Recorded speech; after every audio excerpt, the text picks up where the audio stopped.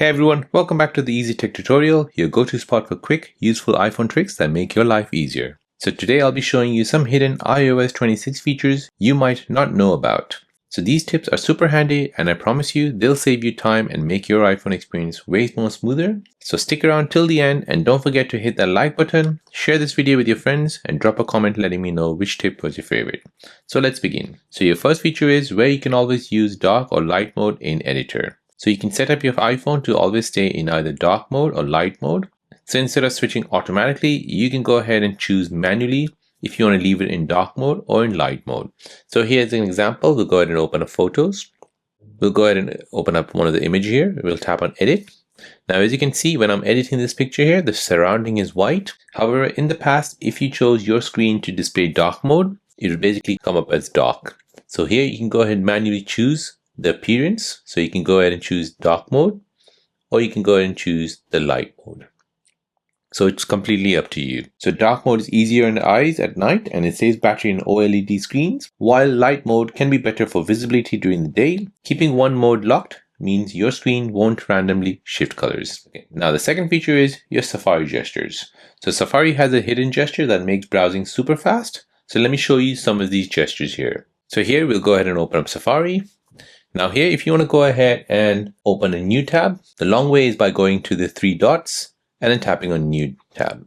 However, with the new gesture, you can go ahead and open a new tab by just swiping on this address bar to the left, and this will open up a new tab. If you want to see all your tabs, go ahead and swipe up from your address bar, and this will show you all the different tabs. So swiping left on the tab bar opens a new tab, while swiping up, you can basically see all your open tabs. So no more hunting for the plus button or digging around for menus.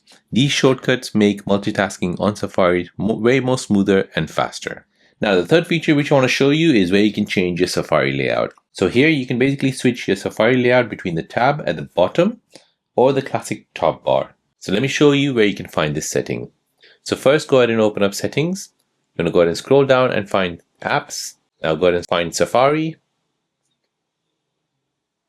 Now from here, you want to go ahead and scroll down and find tabs. So currently it's set to compact. However, you can now go ahead and choose bottom. So bottom will be something like this. If you choose top, you'll see that you have a top bar and you have the bottom bar. And if you go ahead and choose compact, you'll see this bar here. So you can go ahead and choose your layout, compact, bottom, or top. So if you like one-handed browsing, keep the tab bar at the bottom, which is a lifesaver. If you prefer the old school style, the top bar keeps things familiar. Now the fourth feature is where you want to disable full screen screenshots. So by default, when you take a screenshot of a web page, notes, or mail, your iPhone asks if you want a full page capture.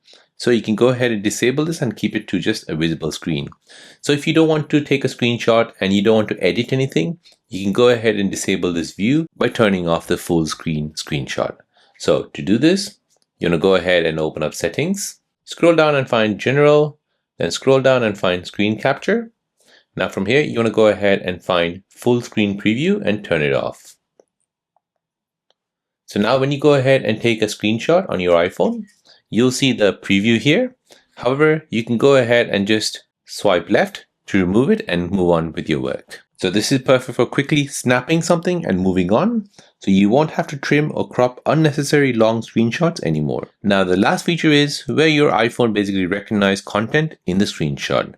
So when you take a screenshot, iOS can now recognize emails, dates, phone number, and addresses in the image. So you can tap on them to create calendar events, maybe send emails or open maps. So let me show you how to do this. So before you begin, you want to first go to settings.